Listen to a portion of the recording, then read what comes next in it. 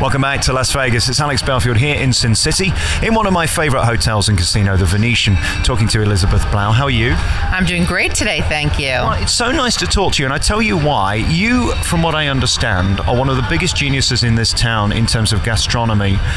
You've really pushed it forward, and I think it's fair to say you're responsible for most of the celebrity chefs that were here in creating that buzz about dining. Congratulations. Well, thank you. Well, we must assign a lot of that credit to Steve Wynn, because he was the visionary that allowed us to really start this, and what happened at Bellagio really snowballed, and so we have some of the greatest assembly of celebrity chefs and restaurateurs really anywhere in the world.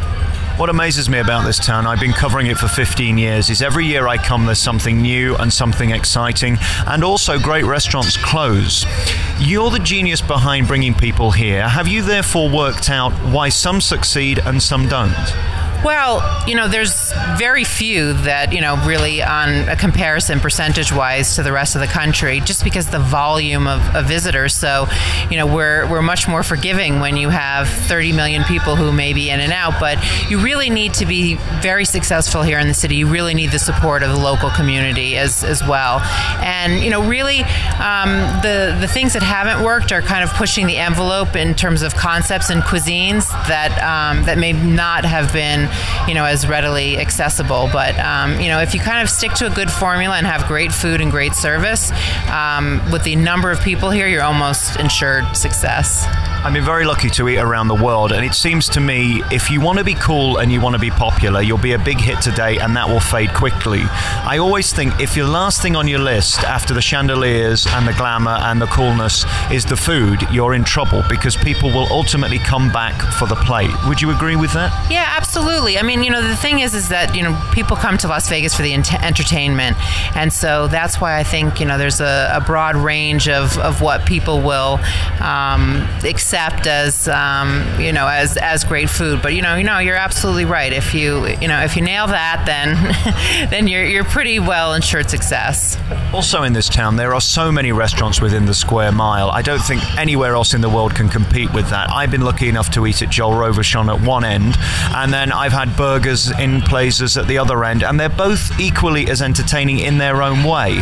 That's what this town's about. It's about finding where you want to be for that specific meal at the budget you're at. Absolutely. And your Gordon Ramsay's, got his pub, he's got his burger, and he's got his fine dining steak. So, really for whatever, appetite and whatever budget that you have, you can definitely find something. Hubert Keller has a burger bar, which is one of the best, places to get a burger in the city. So that's absolutely the truth. And, look, if you want to sit out at Olives and look at the Bellagio fountains, or you want to come here to Buddy V's and get this amazing view of the Strip, there's really something for everyone. And whatever hotel property you're staying in, you really don't have to venture far anymore.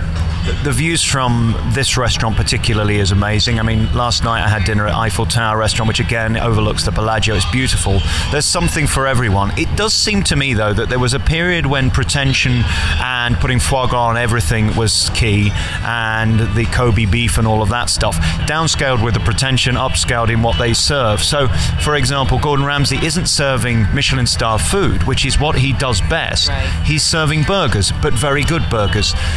Is that something to do with the economy, or is that a Vegas thing? No, I think it's something that we see trending across the country. People want to They're eating out more frequently. You have double income families where people are working, so your free time is limited. They don't have time to cook, and they want great food. So, the restaurants that I'm working at, we're trending much more towards a casual environment, a casual look and feel, but having great food. And I think that's something you've picked up on, and I think it's something that is not only trending here in Las Vegas, but all over the country. You have to get some backlash when you feel that you have to, get dressed up in suit and tie. In fact, I can't even think of a restaurant anymore in Las Vegas where, anyone is required to have a suit and tie and spend 3 hours at a meal and be greeted by a sommelier in a tuxedo. Those days are gone, and we're definitely trending. People want the experience, they want the quality of food, but they want it to accommodate their lifestyle.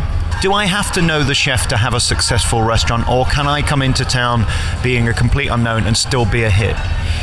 You absolutely can, but you have to live up to your name and your reputation have to equate to what you're putting out on the table. This space where Buddy V's is in the Venetian is one of the largest hotels in the world. The traffic and the number of people staying in this hotel are incredible, but it's down a remote hallway, and there's no way that I would have gotten involved with this restaurant space without a celebrity chef partner like Buddy Valastro, who's seen in 150 countries and 250 million people see his show. And the testament is looking across the way at the bakery.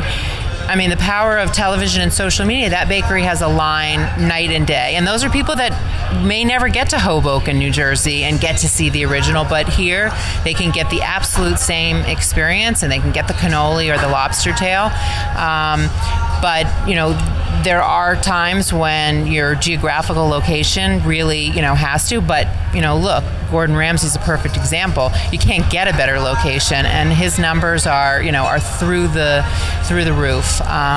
Bobby Flay's just opened a burger bar again in a little different location because he's not on a casino floor. He's right on the Strip, right next to the Mandarin Oriental, and he's doing phenomenally well there as well.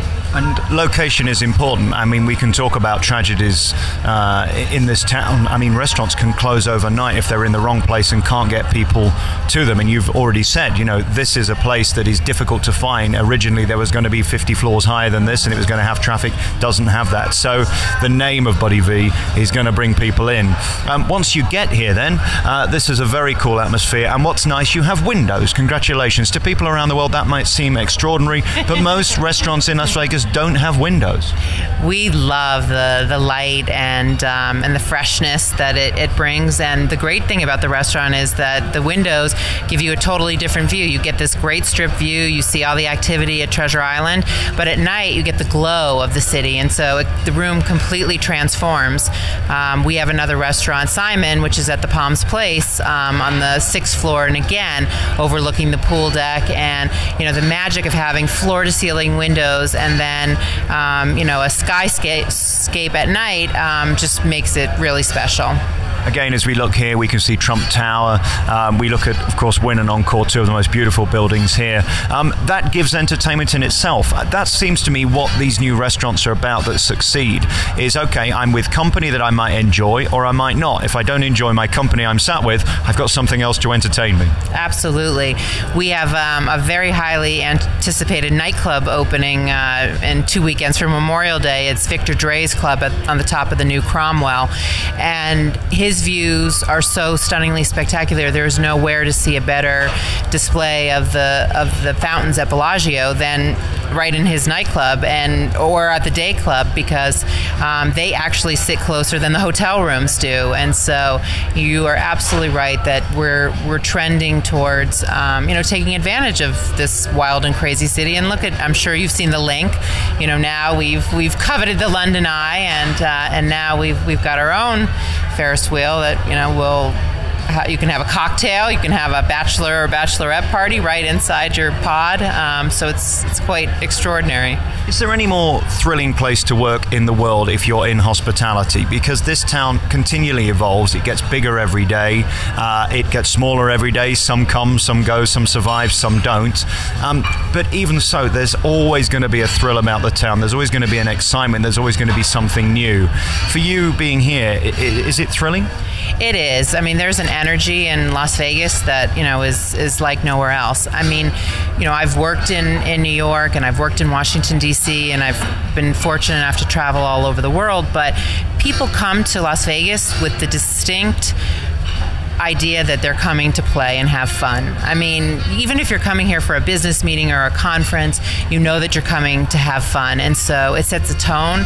We sell a lot of alcohol in this city. We sell a lot of, craft beers and artisan cocktails, and so it's a great place to work. And because these hotels continue to reinvent themselves, we as restaurateurs continue to reinvent ourselves. And so you've got to be on your toes, on your edge. And so for me, there is no more exciting city to work in. I'm sure there's never a dull day. Never. Elizabeth, thank you so much for talking to me and having me here at Buddy V's. What a glorious place, beautifully done, and the food excellent as well. Thank you for your time.